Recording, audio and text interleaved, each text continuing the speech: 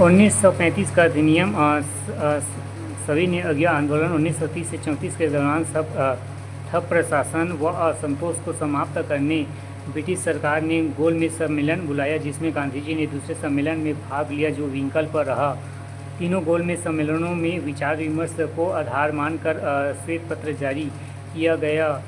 Samuel होर एवं भारत सचिव ने विधेयक पेश किया जो 1935 में भारत सरकार का अधिनियम बना। सबसे महत्वपूर्ण विशेषता अखिल भारतीय एवं संघ प्रांतीय स्वायत्तता की व्यवस्था की गई। अखिल भारतीय संघ, इसमें ब्रिटिश प्रांतों व देसी रियासतों को मिलाकर अखिल भारतीय संघ की स्थापना करना था। देसी रियासतों के लिए संघ में शामिल होना ऐच्छिक रखा गया, जबकि ब्रिटिश प्रांतों को शामिल होना अनिवार्य रखा गया। व्यवस्था विफल क्योंकि रियासतों ने संघ में शामिल होने से इनकार कर दिया। संघीय व्यवस्था, द्विसदन व्यवस्था, संघीय सभा, निचला सदन, कार्यावधि 5 वर्ष एवं सदस्य संख्या 375, 250 प्रतिनिधित्व ब्रिटिश प्रांतों से, 125 राजवाड़े से, राज्यसभा उच्च सदन, कुल सदस्य संख्या 260, 156 प्रतिनिधित्व ब्रिटिश प्रांतों से, 104 राजवाड़ों से, राज्य भाषा में 1/3 सदस्य प्रति तीसरे वर्ष चुने जाते थे। गृह सरकार व्यवस्था में परिवर्तन, संशोधन का अधिकार, ब्रिटिश संसद को रद्द किया, इंडियन काउंसिल को समाप्त कर 3 से 6 परामर्शदाताओं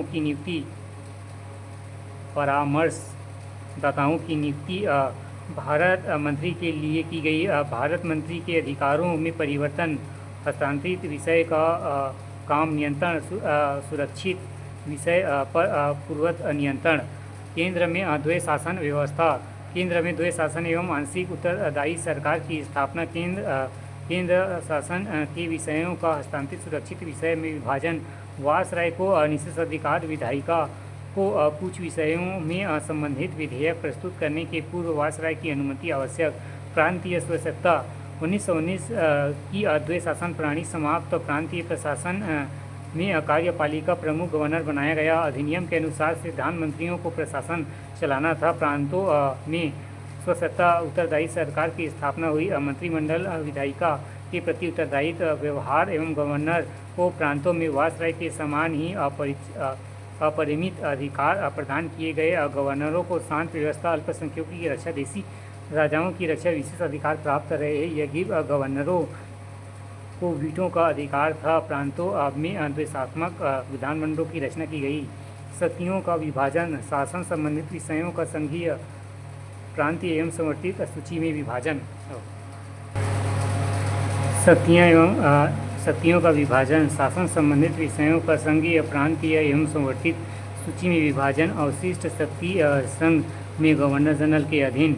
संघीय न्यायालय की स्थापना, इसके ऊपर प्रिवी काउंसिल में अपील। अन्य प्रावधान, मताधिकार का विस्तार, प्रांतों में 10% जनता को मताधिकार प्राप्त एवं सांप्रदायिक निर्वाचन पद्धति कायम रही। बर्मा भारत से अलग कर दिया गया। 1937 दोषपूर्ण संघीय व्यवस्था, रियासतों का इनकार, उत्तरदायी सरकार एक ढोंग क्योंकि गवर्नरों को वीटो पावर। संघीय न्यायालय के निर्णय के विरुद्ध प्रिवी काउंसिल से अपील की। व्यवस्था दोषपूर्ण, सांप्रदायिक निर्वाचन का विस्तार एवं घातक।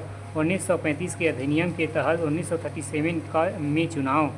1939 तक सफल संचालन। कांग्रेस ने इसकी तीव्र आलोचना एवं प्रांतीय स्वायत्तता से भी कांग्रेस असंतुष्ट क्योंकि गवर्नर की सर्वोच्च सारी शक्ति अभी भी ब्रिटिश संसद के हाथों में थी। पृथक निर्वाचन का भी तीव्र विरोध। पंडित जवाहरलाल नेहरू, 1935 का अधिनियम एक मशीन की तरह है जिसमें मजबूत ब्रेक तो है किंतु इंजन नहीं। मदन मोहन मालवीय, अधिनियम 1935 से लोकतांत्रिक पर भीतर से खोखला रहा, लेकिन 1935 के अधिनियम से भारत को एक दिशा और यहाँ के लोगों को राष्ट्र मानने की सिद्धांत की संयोगवश पुष्टि हो गई।